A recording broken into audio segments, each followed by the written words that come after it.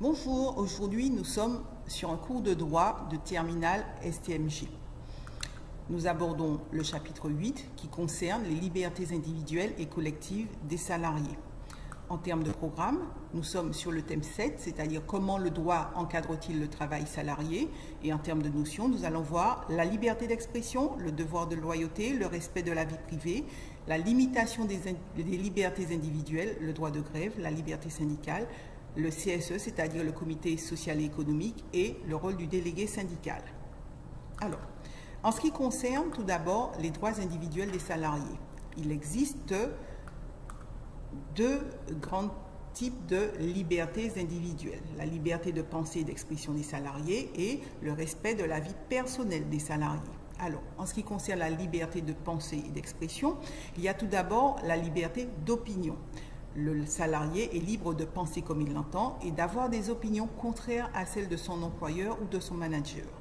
Ensuite, la liberté d'expression, c'est-à-dire qu'il a la possibilité de s'exprimer sur son travail de façon critique, de proposer des améliorations de ses conditions de travail par exemple. Enfin, il y a la liberté religieuse. Le salarié peut librement choisir sa religion et la pratiquer. Maintenant, en ce qui concerne le respect de la vie personnelle des salariés, l'article 9 du Code civil précise que chacun a droit au respect de sa vie privée.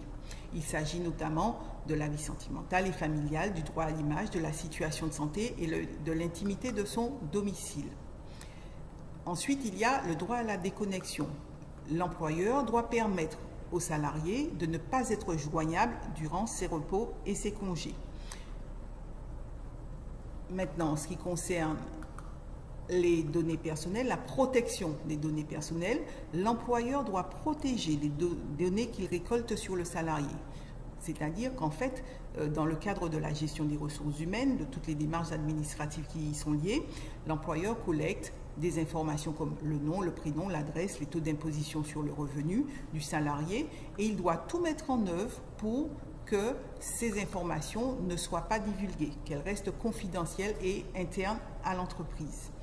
Maintenant, il y a le secret des correspondances. L'employeur ne doit pas consulter la correspondance personnelle, que ce soit par mail, que ce soit en courrier physique, des salariés. Et enfin, il y a la liberté vestimentaire. Alors, les droits individuels des salariés sont soumis à des exceptions.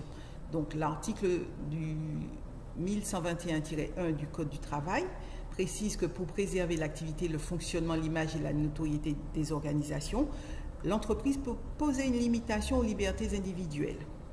Mais ces limitations doivent être justifiées par la nature de la tâche à accomplir et proportionnées au but recherché. Alors, ces limitations, en ce qui concerne les droits individuels, elles sont les suivantes. Donc, la liberté d'expression est limitée en cas d'abus. Ainsi, les juges qualifient l'abus si les propos sont injurieux, diffamatoires, abusifs ou racistes envers le chef d'entreprise. Maintenant, le devoir de loyauté, il est inhérent au contrat de travail. Il se manifeste par un devoir de réserve, une obligation de discrétion et de non-concurrence envers son employeur. Enfin, les convictions religieuses, elles ne doivent pas causer de troubles dans l'entreprise. Ainsi sont interdits le prosélytisme, les actes de pression, ainsi que le port de signes religieux ostentatoires pour des raisons d'hygiène ou de sécurité. En ce qui concerne les droits individuels des salariés, alors les limitations. Il peut être admis que, par exemple, l'employeur puisse mettre en place un système de vidéosurveillance ou de géolocalisation des véhicules de fonction. Ça peut apparaître comme une intrusion à la vie privée. Toutefois, la vie privée ne doit pas nuire à la vie professionnelle du salarié et donc à la bonne marche de l'entreprise. C'est pourquoi ces systèmes de vidéosurveillance ou de géolocalisation sont possibles et sont permis. Maintenant, en ce qui concerne le secret des correspondances, l'employeur ne peut consulter que les messages à caractère professionnel. Ainsi, quand un salarié va recevoir sur sa boîte mail professionnelle ou un courrier sur son lieu de travail qui seront identifiés comme personnels, c'est-à-dire qu'il y aura la mention personnelle sur le courrier ou dans l'objet du mail, il y aura la mention personnelle, l'employeur ne doit pas avoir accès à ces documents, c'est-à-dire qu'il ne peut pas les consulter et il ne peut pas les utiliser pour une sanction envers l'employé. Voilà, maintenant pour la liberté vestimentaire, l'entreprise peut imposer le respect d'un certain code vestimentaire. Par exemple, on va parler de tout ce qui est lié au casque, au blouse, à un uniforme qui entre dans le cadre pour protéger le salarié dans le cadre de son poste de travail. Il peut y avoir un casque, une blouse, en fait, tous ces accessoires s'expliquent par le secteur du travail, le secteur d'activité et les tâches à accomplir par le salarié. Maintenant, en ce qui concerne les droits collectifs des salariés. Alors, on va parler essentiellement du droit de grève.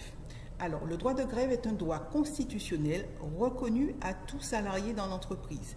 Mais il faut savoir que la grève est définie et doit absolument répondre à 3 conditions. Il doit y avoir un arrêt total du travail des salariés grévistes, une concertation des salariés et des revendications professionnelles.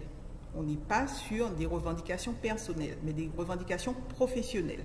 Ce sont les 3 conditions pour qu'une grève soit licite. Maintenant, en termes de conséquences pour le salarié et son employeur. Durant la grève, le contrat de travail est suspendu. Ensuite, il ne peut pas y avoir de licenciement ou de sanction en raison de l'exercice du droit de grève. Et enfin, le salarié ne perçoit pas de salaire sur les périodes de cessation de travail. Alors, maintenant, le risque, c'est l'abus du droit de grève. Alors, on va dire qu'il y a abus du droit de grève si les 3 conditions du droit de grève ne sont pas réunies.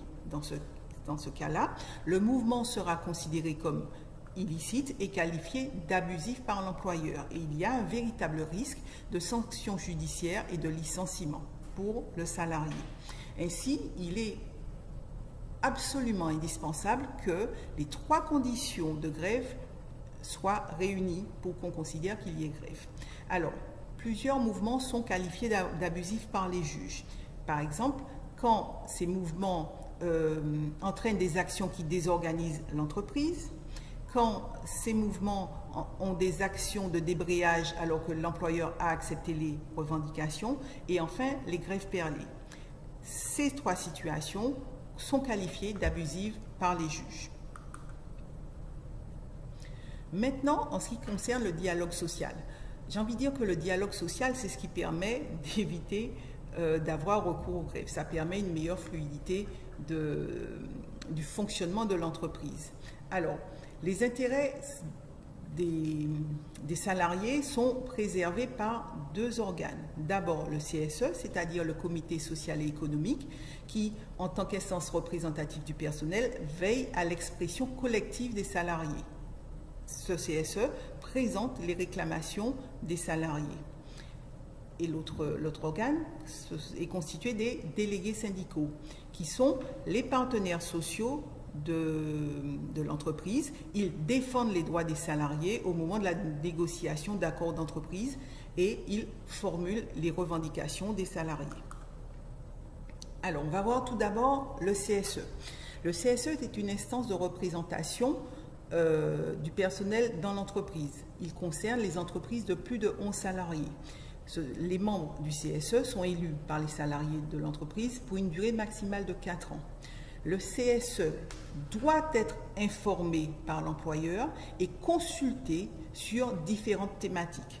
Ainsi, l'employeur doit consulter le CSE pour tout ce qui est orientation stratégique, politique sociale, santé et sécurité au travail, les conditions de travail, le plan de sauvegarde de l'emploi, etc. Le CSE peut également émettre des vœux ou des propositions. La délégation du personnel au CSE a aussi pour mission de présenter à l'employeur les réclamations individuelles ou collectives. Maintenant, on va voir les délégués syndicaux. Un délégué syndical est un représentant du personnel désigné par un syndicat représentatif dans l'entreprise. C'est-à-dire que ce syndicat, lors des élections professionnelles, aura obtenu au moins 10% des suffrages émis. Et donc, c'est par l'intermédiaire de ce délégué syndical que le syndicat fait connaître à l'employeur ses réclamations, ses revendications et propositions. Et c'est aussi par ce biais-là qu'il négocie les accords d'entreprise. Le délégué syndical a pour rôle de défendre les droits des salariés. Ces derniers ont la possibilité d'adhérer au syndicat s'ils le souhaitent, ça s'appelle la liberté syndicale. Ils ont également la possibilité de choisir le syndicat auquel ils vont adhérer. Donc en fait, la liberté syndicale concerne le fait de vouloir ou pas adhérer à un syndicat, mais aussi de choisir son syndicat. Tous les salariés syndiqués ou non peuvent bénéficier des nouveaux droits négociés par les délégués syndicaux.